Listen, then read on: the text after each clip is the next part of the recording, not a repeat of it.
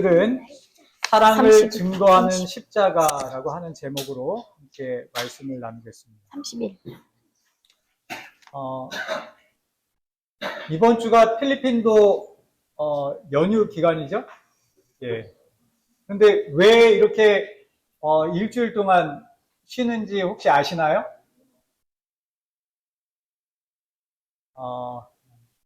예. 이번 한 주간은 사실 고난 주간이라고 하는 주간입니다. 예수님께서 십자가에 돌아가시기 일주일 전에 그 기간 동안 우리가 예수님의 삶을 묵상해보고 그 은혜를 경험하자라는 의미로 필리핀에서도 이 한 주간을 직장도 가지 않고 그들이 각각 집에서 쉬면서 예수님을 생각하는 그런 한 주를 보내고 있습니다.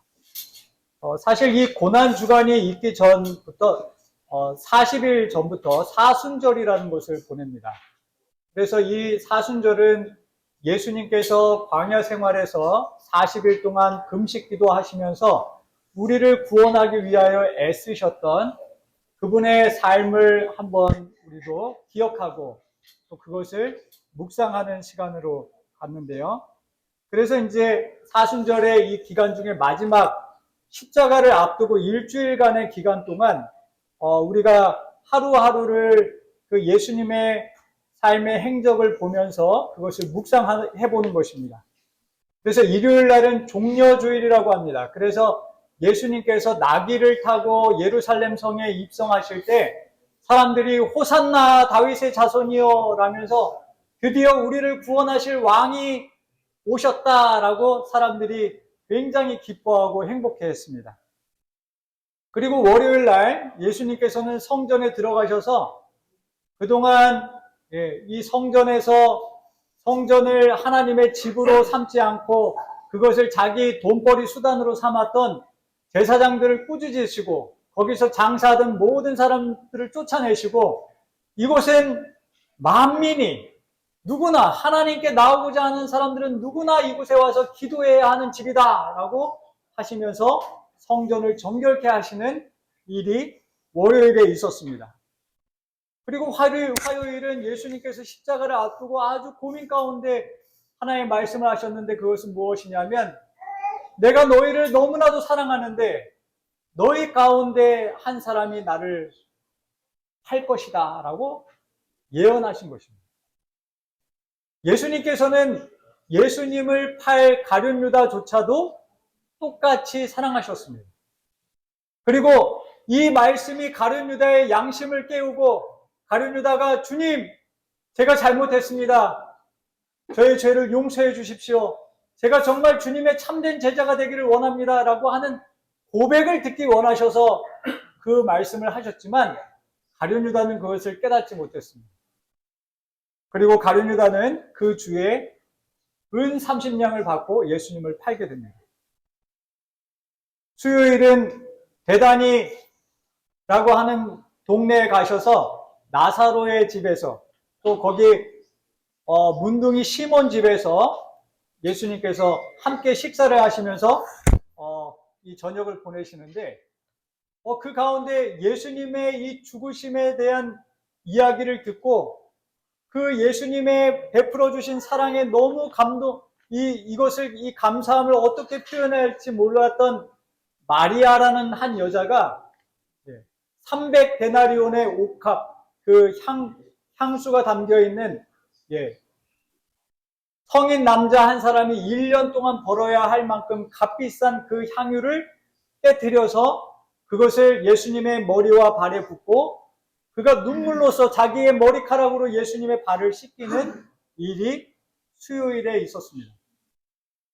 그러면서 예수님께서 그래, 내가 너희를 위하여 십자가로 가는데 나의 십자가에 대하여 이렇게 고마움을 표현하는 구원받을 사람들이 있다는 것이 나에게 큰 위안이 된다. 이 소식이 나의 십자가와 함께 온 세상에 전파되기를 원한다라고 예수님께서 말씀하신 것입니다. 그런데 이때까지도 제자들은 예수님은 계속 내가 이 주에 이제 십자가에 달려 죽게 될 것이다 라고 제자들에게 이야기했지만 제자들은 전혀 그렇게 생각하지 않았습니다. 예수님께서 나귀를 타고 예루살렘에 입성하실 때 많은 사람들이 예수님을 호산나 다윗의 자손이여 메시아가 오셨다 이렇게 환영했기 때문에 제자들은 뭐라고 생각했냐면 이제 우리 예수님이 왕이 되실 거야. 그러면 국무총리는 누가 할 것이며 국방부 장관은 누가 할 것이며 외무부 장관은 누가 할 것인지 서로 거기에서 싸우고 있었습니다. 그런데 서로 높고자 이렇게 서로 싸우는 그들을 예수님께서 종의 신분처럼 더 내려가셔서 그 제자들의 발을 하나씩 다 씻겨주신 것입니다. 그럴 때 제자들의 마음이 어떻게 되었을까요? 나의 주님께서 이렇게 겸손하게 우리를 섬기시는데 우리 가운데 내가 좀 더 높고자 했다는 생각을 가졌다니 다시금 마음에 돌이키고 예수님과 같은 마음을 갖고자 그들이 노력하게 된 것입니다. 그래서 그 밤 예수님께서 성만찬 예식을 통해서 떡과 포도즙을 나누어 주시면서 너희가 이제 이 떡을 먹고 이 포도즙을 마심으로 십자가에서 너희를 위하여 찢기는 내 살과 십자가에서 너희를 구원하기 위해 흘리는 내 피를 영원토록 기억해라 라고 말씀하신 것입니다. 그리고 이제 금요일에 예수님께서 십자가에 달려 돌아가셨습니다. 그리고 안식일을 보내셨습니다. 그리고 예수님께서 부활하시게 된 것입니다. 오늘날 교회들이 이 부활절을 기념해서 이 한 주간을 쉬면서 또 예수님의 부활을 기념하는 것입니다. 그런데 왜 우리 제7일 안식일 예수 재림교회는 이러한 아주 의미가 깊은 이 부활절을 왜 지키지 않을까요? 사실 지금 우리가 이번 주 3월 31일 날 지키는 이 부활절은 사실 예수님의 부활의 날을 기념하는 날이 아닙니다. 부활절은 지금 어떻게 계산되냐면 원래 예수님께서는 이스라엘 절기로 따지면 6월절에 십자가에 달려 돌아가시고 초실절에 부활하셨습니다. 그런데 지금 부활절은 이 6월절과 초실절을 계산해서 지키는 것이 아니라 춘분을 가지고 지킨다는 것입니다. 춘분에서 이 달의 만월이 지나고 15일 후에 지금 달이 어젯밤 뜬 달 보시면 이렇게 반달이 떠 있는 것을 보실 것입니다. 이 반달이 지나가고 첫 번째 주일을 부활절로 지키게 되었습니다. 근데 이것은 원래 성경에서 그렇게 지키라는 기록이 없습니다. 또 어디에서 왔는가? 이것은 327년 니케아 종교회의에서 이렇게 부활절을 지키자고 공인했는데 그 당시 로마에는 태양신을 숭배하는 많은 이교 신들을 숭배하는 그런 절기들이 있었습니다. 근데 기독교하고 합치면서 기독교는 예수님의 부활을 기념하는 날로, 그리고 이교도를 믿었던 사람들은 아스다롯이라고 하는 여신을 기념하는 날로 맞춰진 것이 지금의 부활절인 것입니다. 그래서 이 부활절에 삶은 달걀을 서로 나눠갖고 또 토끼의 모양을 따라서 뭐 초콜릿도 만들고 이렇게 하는 일들을 하지 않습니까?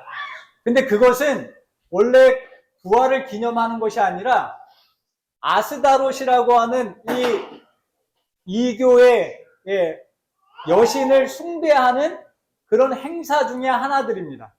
그래서 그것을 지금 우리가 부활절로 지키고 있기 때문에 저희는 그 의미를, 그 유래를 알기 때문에 부활절은 지키지 않습니다. 그러나 부활절의 의미, 정말 예수님께서 우리를 위하여 십자가에 달려 돌아가시고 부활하신 그 의미를 우리는 매일같이 마음 가운데 되새기고 그것을 신앙의 본으로 삼는 것입니다. 제가 작년 10월부터 요한복음을 한 장씩 안식일마다 이제 함께 말씀을 나누고 있습니다. 그런데 이번 주에 이제 저희가 함께 나눌 말씀이 요한복음 18장과 19장의 말씀인데, 이게 공교롭게도 딱 예수님의 십자가에 대한 말씀이 이번 주에 딱 겹치게 되었습니다. 그래서 제가 부활절에 대한 의미도 설명드리고 예수님의 십자가가 우리에게 무엇을 의미하는지 함께 살펴보도록 하겠습니다. 요한복음 18장 4절에 예수께서 그 당할 일을 다 아시고 나아가 가라사대 너희가 누구를 찾느냐라고 말씀하십니다. 여기는 지금 예수님께서 겟세마네 동산에서 간절하게 기도하시고 로마의 군인들과 제사장이 보낸 종들을 만나시는 장면입니다. 그런데 예수님께서 그들을 보셨을 때 당황하지 않으셨습니다. 오히려 성경은 뭐라고 기록하냐면 그 당할 일을 다 아셨다라고 말씀합니다. 이제 예수님 앞에 어떠한 일들이 닥치게 될지 예수님께서 다 아셨다는 것입니다. 제가 맹장 수술을 받고 퇴원하는 날 저의 옆 침대에 젊은 청년이 들어왔습니다. 근데 아침에 잠결에 들어보니까 저하고 똑같은 맹장염 때문에 들어왔더라고요. 그래서 아침 8시에 이제 수술을 들어가려고 준비하는 모습을 보는데, 수술을 받기 위해 대기하는 그 모습을 딱 봤는데, 그 청년이 그때부터 나흘 동안 어떤 일을 겪게 될지 제가 머릿속에 싹 스쳐 지나가더라고요.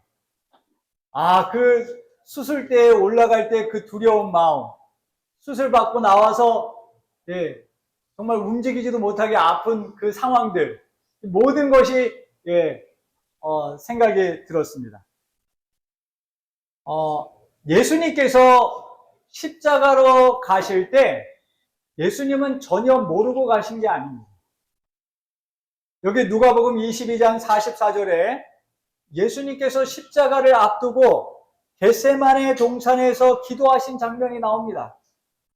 우리 한번 같이 읽어볼까요? 시작. 예수께서 힘쓰고 애써 더욱 간절히 기도하시니 땀이 땅에 떨어지는 핏방울 같이 되더라. 예. 얼마나 간절하게 기도하셨는지 예수님께서 땀에 흠뻑 젖을 만큼 간절하게 기도하셨다는 것입니다. 근데 그 땀이 그냥 땀방울이 떨어진 게 아니라 뭐가 떨어졌다고요?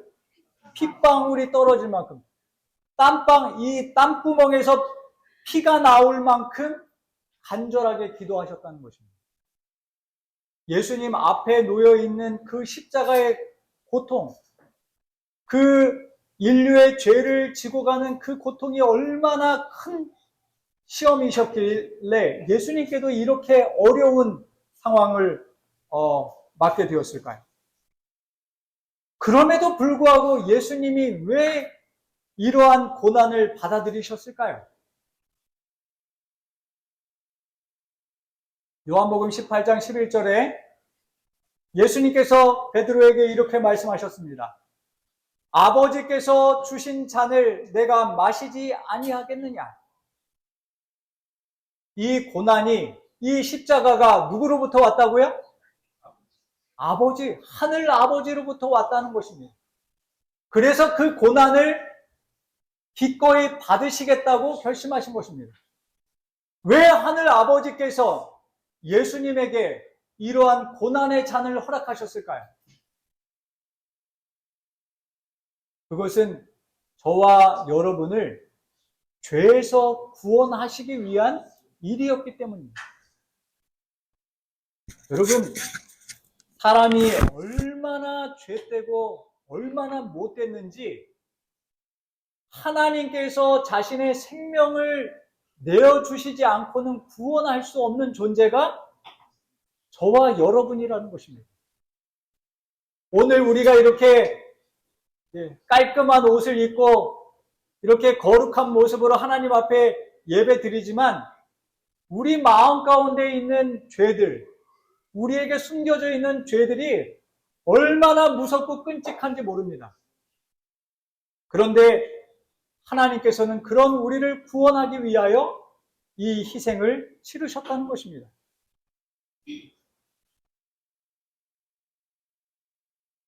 이에 군대와 천부장과 유대인의 하속들이 예수를 잡아 결박하였다라고 말합니다.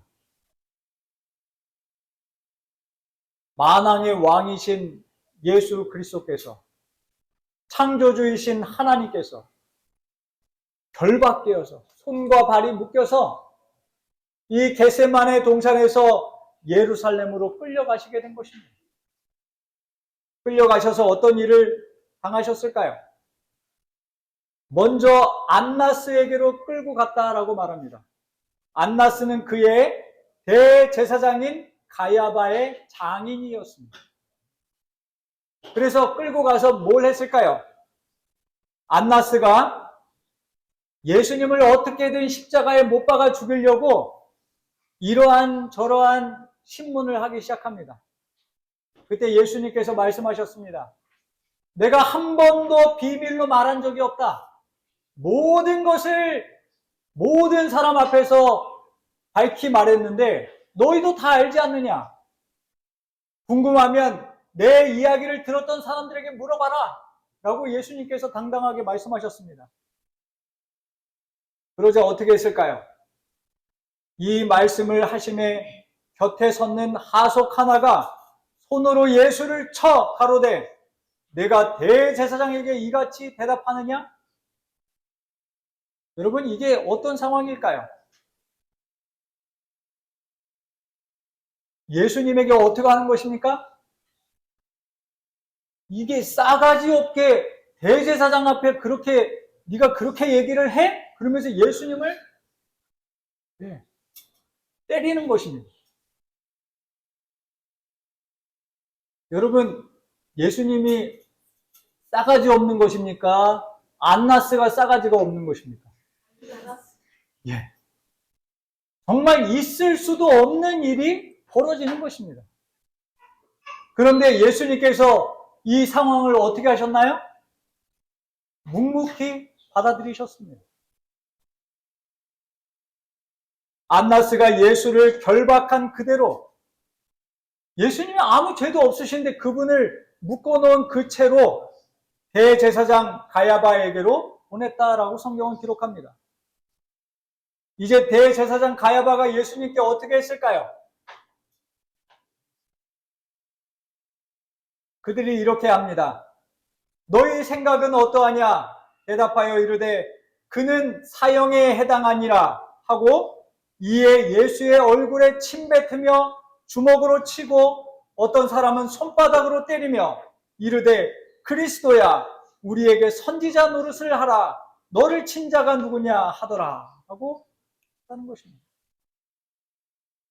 예수님의 눈을 가려놓고 그들이 예수님을 치고 침을 뱉고 손바닥으로 때리면서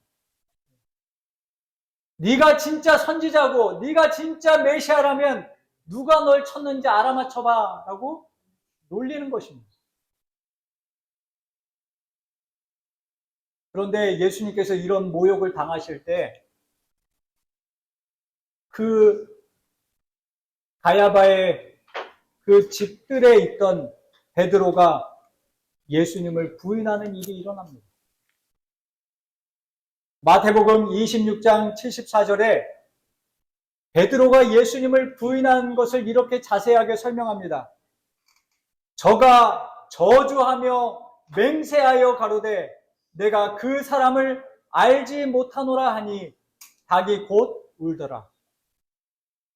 예수님께서 가장 사랑하시던 제자 베드로가 예수님을 향해서 어떻게 했다고요? 저주하고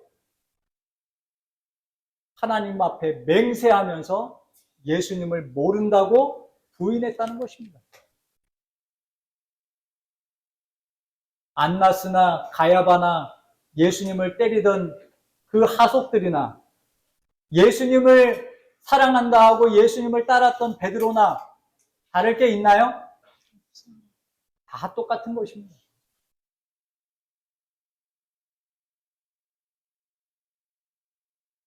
저희가 예수를 가야바에게서 관종으로 끌고 가니 새벽이라. 밤새도록 예수님을 이렇게 신문하고 때리고 침뱉고 괴롭히고 이렇게 하다가 그들이 언제요? 새벽이 되어서 빌라도의 관종으로 예수님을 끌고 간 것입니다. 그런데 빌라도가 예수님을 신문해 봤는데 예수님은 죄가 없으신 것 같아요. 그러면 풀어줘야 되는 거 아닙니까? 그런데 빌라도가 이 군중들이 무서워서 예수님을 헤롯에게 떠넘깁니다. 헤롯은 침례 요한을 참수시켜서 죽였던 그런 왕이었습니다. 그런데 헤롯이 예수님에게 여러 가지 신문을 해도 예수님께서 아무 대답이 없으시자 헤롯이 그 군인들과 함께 예수를 업신여기며 희롱하고 빛난 옷을 입혀 빌라도에게로 도로 보내었다라고 말합니다. 얻어맞아서 만신창이가 된 얼굴이 붓고 눈이 붓고 몸이 다 터진 예수님에게 희롱하고 예수님을 이렇게 조롱하면서 헤롯이 다시금 예수님을 빌라도에게 보낸 것입니다. 그랬더니 빌라도가 어떻게 했을까요? 이에 빌라도가 예수를 데려다가 채찍질하더라 그랬습니다. 제사장들과 이스라엘의 군중들이 예수님을 십자가에 못 박으라고 계속 이야기하자 빌라도가 죄도 없으신 예수님을 채찍질하기 시작한 것입니다.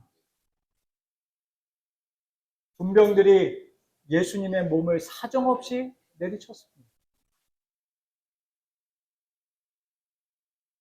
그러면 이렇게 하고 예수님을 풀어주었을까요? 아닙니다. 이렇게 때려놓고 빌라도는 군중들이 무서워서 예수님을 십자가에 못 박도록 허락한 것입니다. 이날은 6월절 예비일이요 때는 제6시라 아침 6시를 가리킵니다. 이에 예수를 십자가에 못 박히게 저희에게 넘겨주니라.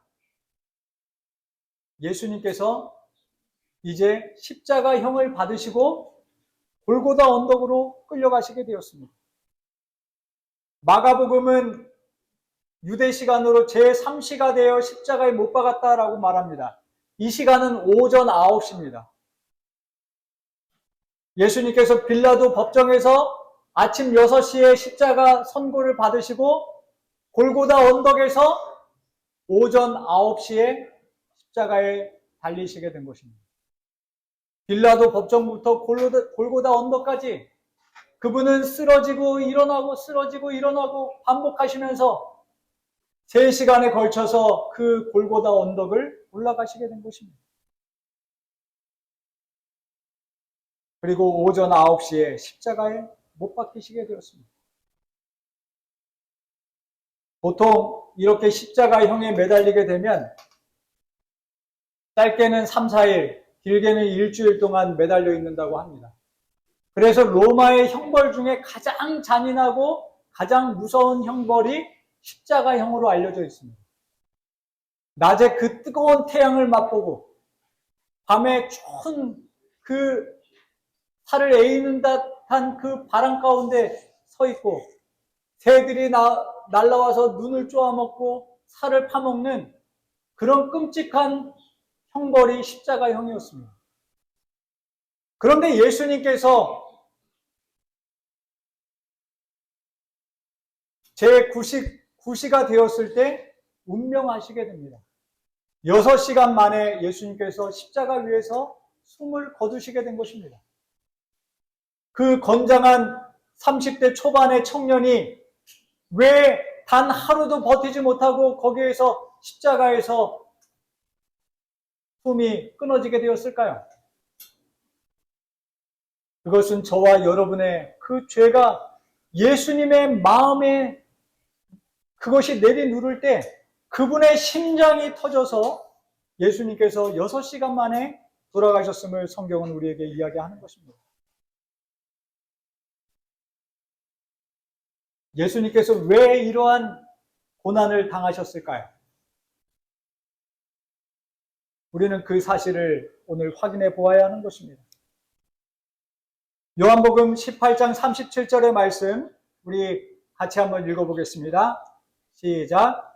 빌라도가 가로되 그러면 내가 왕이 아니냐? 예수께서 대답하시되 내 말과 같이 내가 왕이니라. 내가 이를 위하여 났으며 이를 위하여 세상에 왔나니 곧 진리에 대하여 증거하려 함이로라. 무릇 진리에 속한 자는 내 소리를 듣느니라 하신대. 그렇습니다. 예수님은 진리에 대하여 증거하기 위하여 이 고난을 당하셨다는 것입니다. 이 세상에는 이 진리의 말씀을 받아들일 준비가 되어 있는 자들이 있습니다. 예수님께서 그들에게 진리를 말씀하실 때 그들은 이것이 진리구나, 이것이 구원이구나 라고 발견할 사람들이 있다는 것입니다. 예수님께서 그들을 구원하기 위하여 십자가의 이 고통을 참으시고 우리의 모든 죄를 대속하시고 우리를 대신하여 생명을 내어주신 것입니다. 사랑하는 성도 여러분, 하나님께서는 저와 여러분을 진심으로 구원하기를 원하십니다. 우리가 이 진리를 믿을 때 하나님께서는 우리를 죄에서 구원하여 주실 것입니다. 예수님의 보혈의 능력은 우리가 가지고 있던 이 모든 죄를 이길 수 있게 하시며 우리에게 하늘의 상급을 받을 수 있도록 우리를 인도해 줄 것입니다. 우리 모두 이 축복을 누리게 되시기를 간절히 바랍니다. 여러분이 어떠한 삶을 살아왔든, 여러분이 지금 어떠한 처지에 있든, 하나님께서는 오늘 여러분에게 우리의 모든 죄를 예수님의 십자가 앞에 내려놓고 예수님의 생명을 얻으라고 초청하고 계십니다. 믿음으로 이 사실을 받아들이신다면 이 순간 여러분은 하나님의 자녀가 되신 것입니다.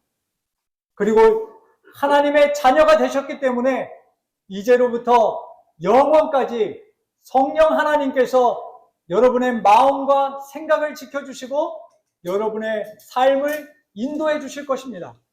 이제 여러분의 오늘 이 예배가 마치고 이제 다시 돌아가시는 여러분의 일상에서 여러분의 모든 삶은 하늘을 향하여 가는 발걸음이 될 것입니다. 걱정하지 마시고 하나님께 모든 것을 맡기시고 그분께서 베풀어 주시는 이 구원을 꼭 경험하게 되시는 저와 여러분이 되시길 바라며 말씀을 마치겠습니다. 아멘.